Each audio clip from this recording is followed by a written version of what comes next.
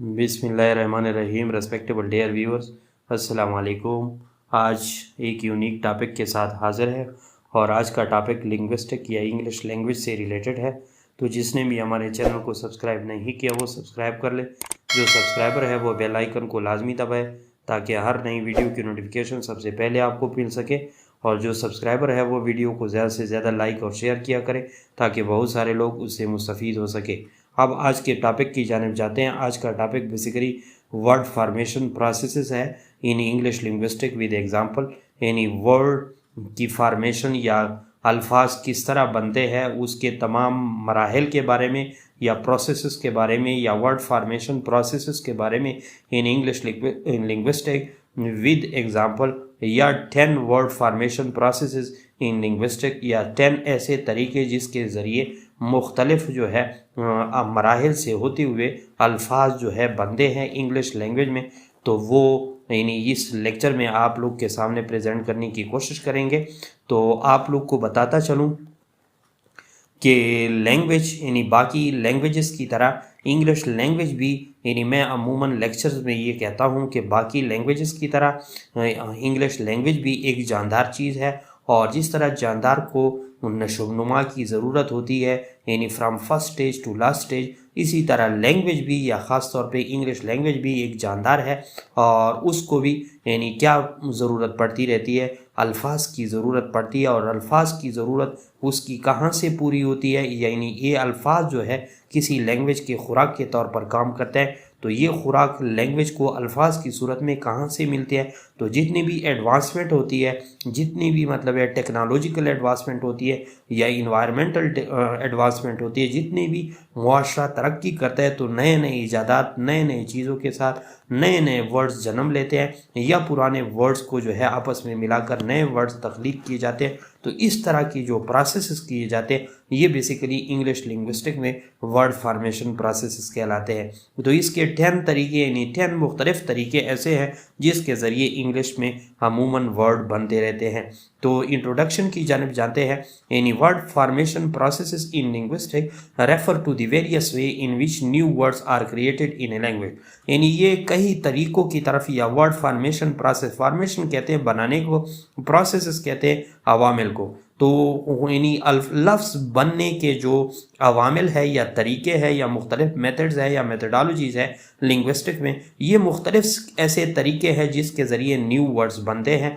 तो new words फिर कैसे बनते हैं इसकी तारीफ़ या वर्ड फार्मेशन प्रोसेस की तारीफ़ भी आप लोग यूँ कर सकते हैं कि इसके ज़रिए नए तरीक़ों से नए वर्ड्स तो बनते हैं, लेकिन कि किस तरीके से, आइदर विद एग्जिस्टिंग वर्ड्स और कंप्लीट इनोवेशन। यानी या तो ये अल्फाज यानी जो पहले से एग्जिस्ट होते हैं वो आपस में यानी मिलजुल लेते हैं और नए वर्ड बना लेते हैं, या फिर नए इनोवेशन के साथ यानी नई ईजादात के साथ नए वर्ड तख्लीक हो जाते हैं। तो बेसिकली जो वर्ड फार्मेशन प्रोसेस है तो आप लोग इस तरह कह सकते हैं कि न्यू वर्ड जो है लैंग्वेज में क्रिएट होते हैं या तो उस मौजूदा अल्फाज के आपस में मिलने से, या फिर नई शरह-नवीसी या नए अल्फाज या नई चीज़ों की इनोवेशन की वजह से या तख्लीक की वजह से नए वर्ड्स फिर जन्म लेते हैं। These process can broadly classified into several categories. मुख्तलिफ किस्म की कैटेगरीज यानी 10 मेन कैटेगरीज में मैंने उसको डिवाइड किया है।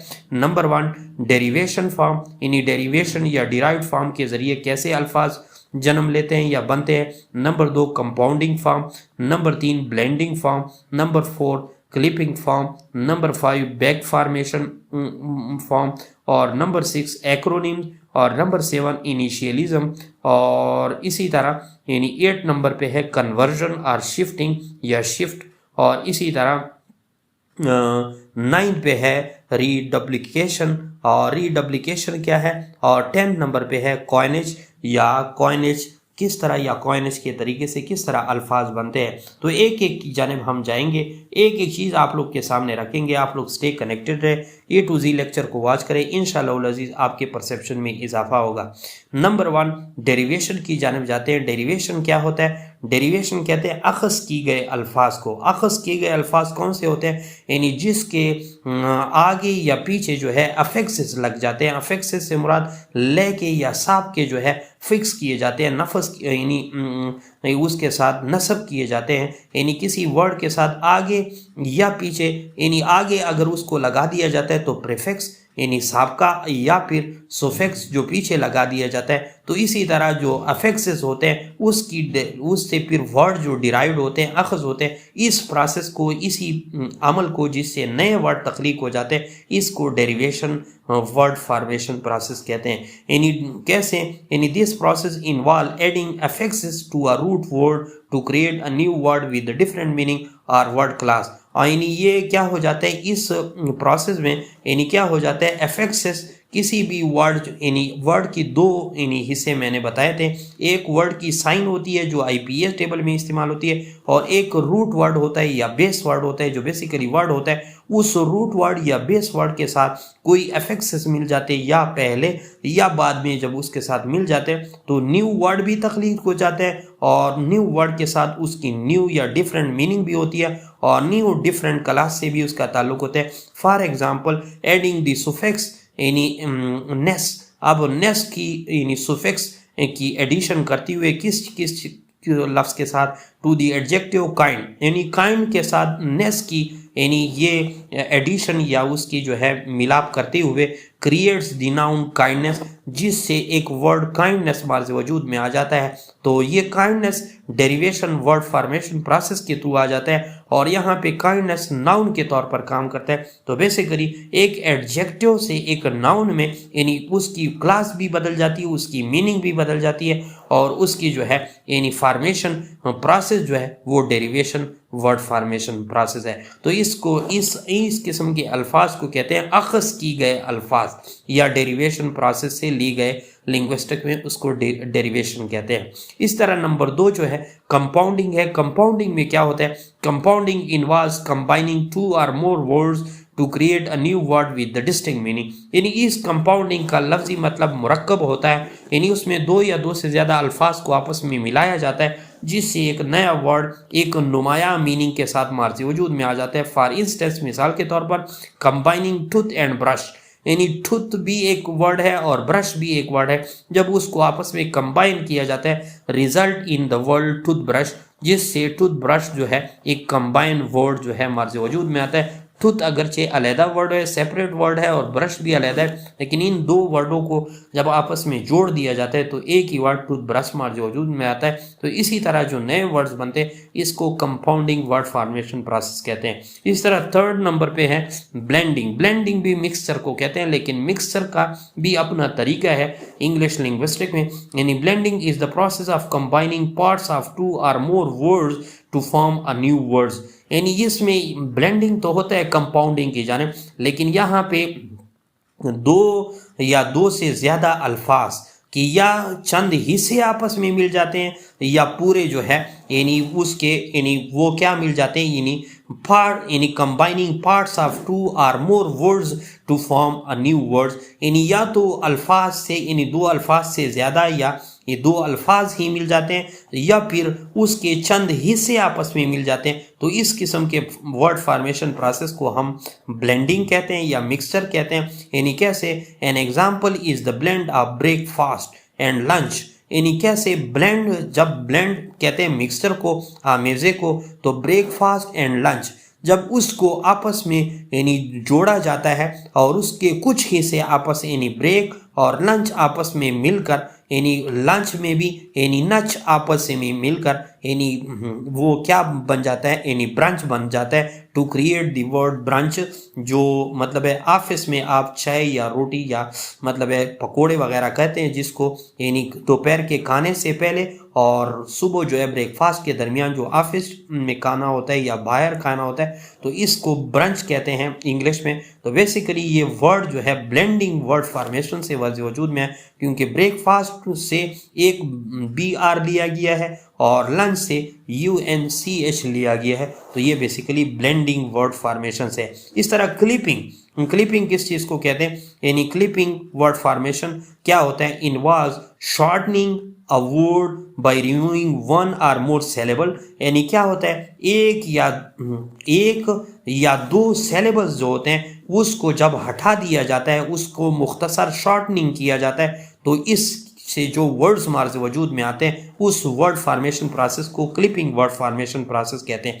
सेलेबल क्या होते हैं, जो किसी वर्ड के अंदर एनी वन वाल साउंड होता है, एनी वावल साउंड होता है, या दो वावल साउंड जो ब्रेथ के जरिए आप निकालते हैं उसको सेलेबल कहते हैं। तो यहाँ पे एक सेलेबल को हटाने से या दो सेलेबल को हटाने से जो वर्ड मुख्तसर हो जाता है उसको क्लिपिंग वर्ड फॉर्मेशन कहते हैं। फॉर एग्जाम्पल एडवर्टीजमेंट, एडवर्टीजमेंट कितना लंबा वर्ड है, ये क्या हो जाता है जब क्लिपिंग प्रोसेस से कुछ कटौती यानी डेंट पेंट करके उससे कुछ कटौती की जाती है तो बिकम्स क्या बन जाता है, एड। एड फिर किस तरह लिखा जाता है, एडी, ये मुखफ़फ़ यानी क्लिपिंग फॉर्म में उसका बन जाता है, और एड से मुराद क्या बन जाता है, यानी एडवर्टीजमेंट। ये यानी शॉर्ट वर्ड के तौर पर या शॉर्ट हैंड के तौर पर हम एडी लिखते हैं, या मुकम्मल वर्ड इसका एडवर्टीजमेंट है यानी इश्तिहार। और इसी तरह मैथमेटिक्स, जो मैथमेटिक्स कंप्लीट वर्ड है तो ये बिकम्स बन जाता है मैथ। तो ये क्लिपिंग वर्ड फॉर्मेशन से इस किस्म के वर्ड्स हमारे वजूद में आते हैं।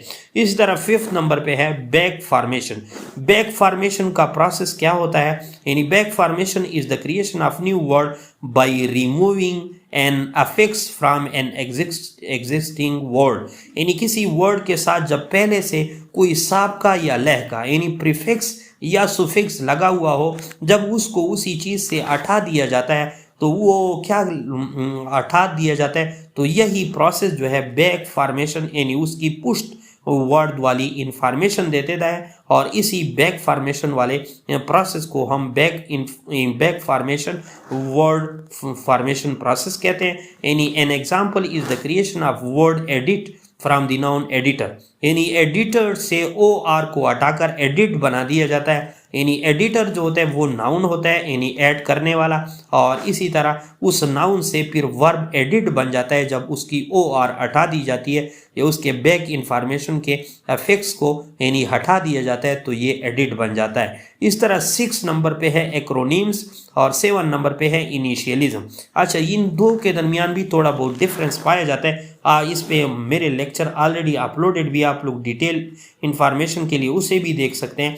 और एक्रोनीम्स और इनिशियलिज्म क्या होता है, एक्रोनीम्स और इनिशियलिज्म यानी these involve forming word from the initial letter of a phrase or a group of words, यानी जब भी ग्रुप ऑफ वर्ड्स हो यानी एक ग्रुप की तादाद में अल्फाज हो या कोई भी फ्रेज ना मुकम्मल जुमला हो, उसके पहले लेटर के जो से वर्ड्स बनते हैं उस वर्ड्स को एक्रोनिम या इनिशियलिज्म कहते हैं। लेकिन यहाँ पे एक मेन हिडन कॉन्सेप्ट आप लोग को दे दूँ कि जो यानी ये बात तो वाजे है कि एक्रोनिम्स और इनिशियलिज्म, इनिशियल भी इब्तदाई वर्ड को कहते हैं और एक्रोनिम भी, यानी जो भी अल्फाज होते हैं उसके पहले वर्ड को मिलाकर, मतलब है अगर एक फिक्रे के अंदर यानी 10 अल्फाज है और 10 अल्फाज के टाइटल को यानी इनिशियल लेटर को, इनिशियल हर्फ को आपस में मिलाया जाता है तो उससे जो वर्ड हमारे वजूद में आता है वो एक्रोनिम और इनिशियलिज्म में आते हैं। लेकिन इसके दरमियान फ़र्क क्या है कि जो एक्रोनिम्स वर्ड होता है उसके जो इनिशियल लेटर्स होते हैं वो वर्ड की सूरत में फिर कहलाते हैं। कैसे वर्ड की सूरत में, यानी इससे एक्रोनिम से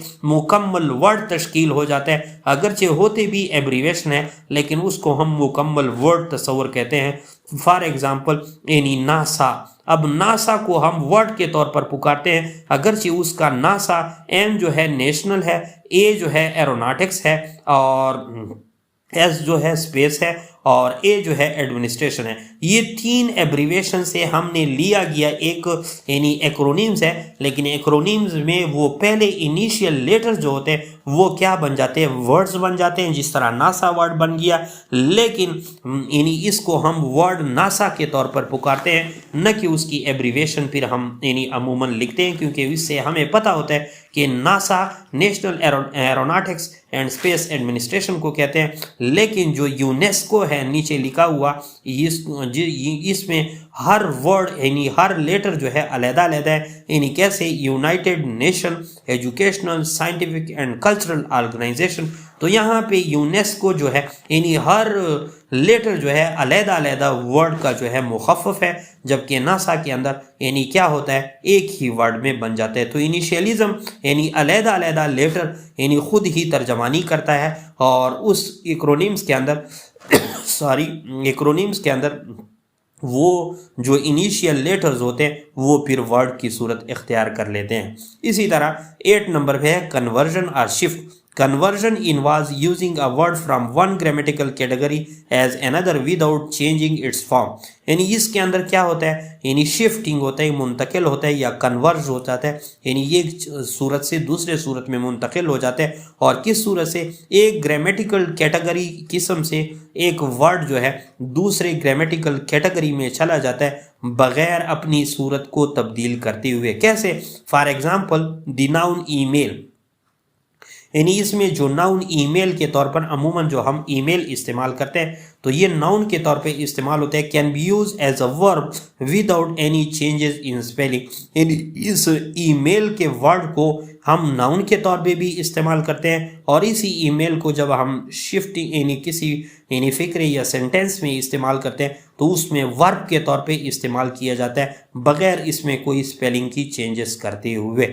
इसी तरह 9 नंबर पे है रीडुप्लिकेशन, यानी रीडुप्लिकेशन किस प्रोसेस को कहते हैं वर्ड फॉर्मेशन में, यानी involves repeating either a whole और part of a word to create a new word, यानी इसके अंदर या तो मुकम्मल वो लफ्ज बार बार रिपीट हो जाता है या उस वर्ड का कुछ हिस्सा जो है बार बार रिपीट होके रीडुप्लिकेट वर्ड बन जाते हैं, यानी उसकी दोबारा शक्ल यानी दोबारा उसका जो है यानी कॉपी बन जाती है। यानी an example is the use of bye bye, यानी जब हम बाय बाय करते हैं तो इसमें बाय वर्ड यानी एक ही वर्ड है और फिर दोबारा फुल वर्ड कॉपी हो चुका है, डुप्लीकेट हो चुका है। और या इस तरह नाइट नाइट जो हम कह लेते हैं इंग्लिश में, ये basically reduplication process word formation process में इस्तेमाल होता है। इस तरह 10 नंबर पे है कॉइनेज।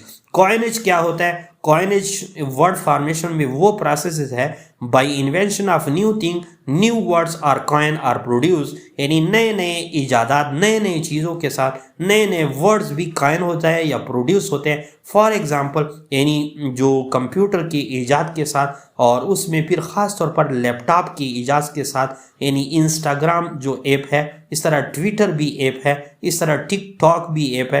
तो ये जो है लैपटॉप और इन चीज़ों के यानी ईजादात के साथ ये मुख्तलिफ़ किस्म की ऐप की जो कैटेगरीज आ रही है ये कॉइनिंग यानी कॉइनेज वर्ड फॉर्मेशन प्रोसेस के ज़रिए आती है। तो नीचे जो है कंक्लूजन, यानी these process showcase the dynamic nature of language as speaker constantly innovate and adapt to create new expression and meaning।